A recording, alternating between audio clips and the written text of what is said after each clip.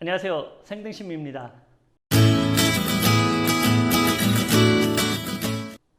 네, 오늘은 유대인과 이방인 그 세 번째 시간으로 함께 나누려고 합니다. 네, 오늘의 제목은 여호수아와 갈렙입니다.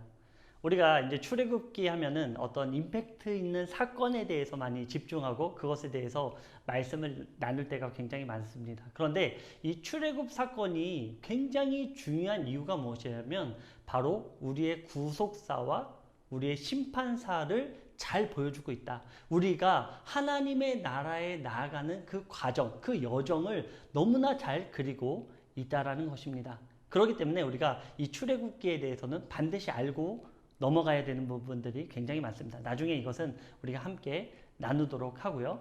오늘은 이 여호수아와 갈렙에 대해서 알아보려고 합니다. 자, 오늘 이 말씀을 들어가기 전에 함께 나누어야 될 말씀이 출애굽기 12장 37절 38절에 보면 이런 기록이 있습니다.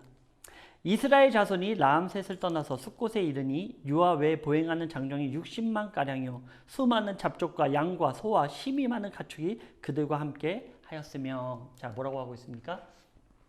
이들이 애굽을 나오는데 유대인들, 히브리인들만 나온 게 아니라 누가 같이 나옵니까? 잡족이 함께 나온다라는 것입니다. 이것은 무엇을 나타냅니까? 바로 이방인들도 그들과 함께 나오고 있는 모습을 하나님께서는 보여주고 있는 거예요. 물론 잡족이라고 해서 잠깐 그 한 단어를 쓰고 있지만 굉장히 중요한 메시지를 우리에게 주는 것입니다. 하나님께서는 계속해서 이것에 대한 말씀을 주시고 있다는 것이죠. 42절까지는 이제 나오는 모습에 대해서 얘기하고 12장, 출애굽기 12장 바로 43절부터 51절까지는 이 이방인들도 유월절에 동참하는 것들, 이 유월절 행사에 함께 참여하는 내용들에 대해서 담고 있다는 것이죠. 무엇입니까? 유대인들 뿐만 아니라 이방인들도 하나님께서 나의 백성으로 삼아 주시고 있다는 것.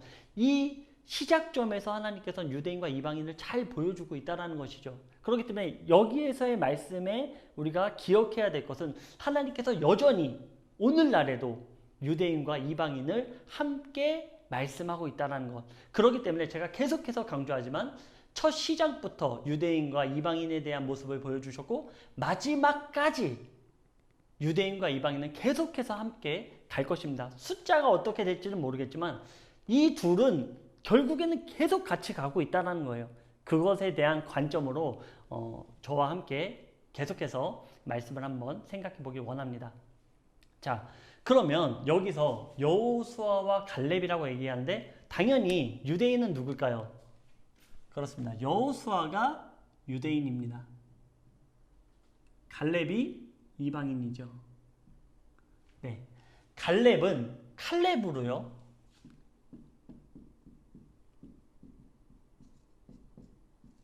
어떤 뜻이 있냐면 종, 노예, 개 이런 뜻을 갖고 있는 사람입니다. 쉽게 말해서 갈렙은 이들 공동체 가운데 이방인으로서 들어온 사람이라는 것을 우리에게 말씀하고 있는 것입니다. 이 갈렙에 대해서 좀 더 우리가 알아봤으면 좋겠어요. 이 갈렙이란 사람의 뿌리가 어디 있는가에 대해서 함께 보려고 합니다. 네, 민수기 32장 12절인데요. 이렇게 기록되고 있습니다.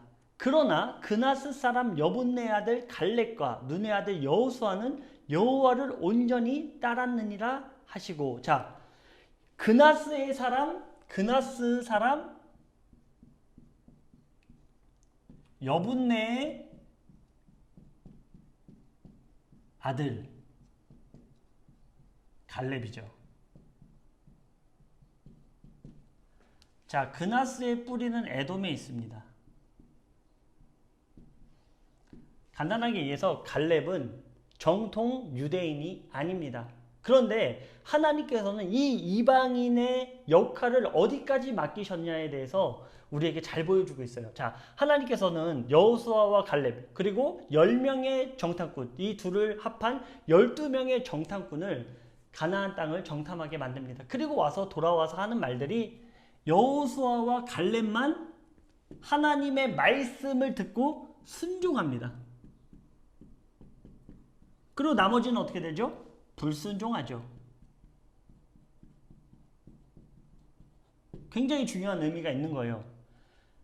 하나님의 말씀에 순종한 여호수아와 갈렙은 어디까지 갑니까? 가나안 땅까지 갑니다. 저는 가나안 땅을 천년왕국으로 예표하고 있다고 생각을 하는데, 지금 여호수아와 갈렙, 다른 말로 하면 유대인과 이방인, 더 정확히 얘기하면 순종한 유대인과 이방인은 하나님의 나라까지 갈 수 있다는 거예요. 그러나 유대인이건 이방인이건 하나님 앞에 불순종한 자들은 어떻게 됩니까? 다 이 광야에서 끊어지고 만다는 거예요. 다른 말로 하면은 이방인이건 유대인 상관없이 하나님의 말씀, 예수 그리스도를 나의 구주로 영접하는 자들이 가나안 땅에 들어갈 수 있다. 메시아 왕국으로 들어갈 수 있다라는 메시지를 우리에게 주는 것입니다. 그런데 이 갈렙을 우리가 더 유심히 봐야 될 것이 하나 있어요. 뭐냐? 잠깐 지우겠습니다.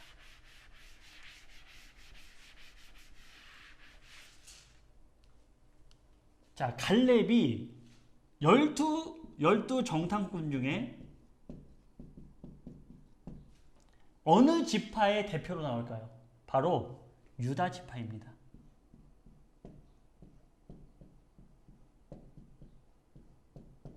자, 말씀 잠깐 보겠습니다. 민수기 13장 6절입니다.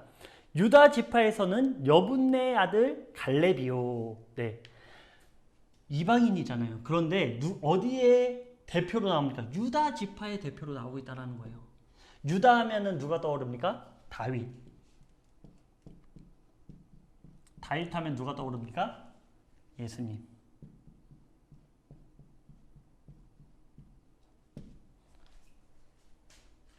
하나님은 이방인을 들어서 유다의 대표로서 세워주시고, 이 유다 지파의 뿌리에서 나오는 인물이 다윗, 그리고 우리의 구원자 대신, 우리의 주인 대신 바로 예수님이 태어나고 있다는 거예요. 이 놀라운 사명이 지금 갈렙을 대표로 세워주고 있다는 것입니다. 다른 말로 하면 이방인이에요. 이방인인데 하나님께서는 이런 귀중한 대표로서 사용을 하고 있다는 것이죠. 얼마나 놀라운 사실입니까?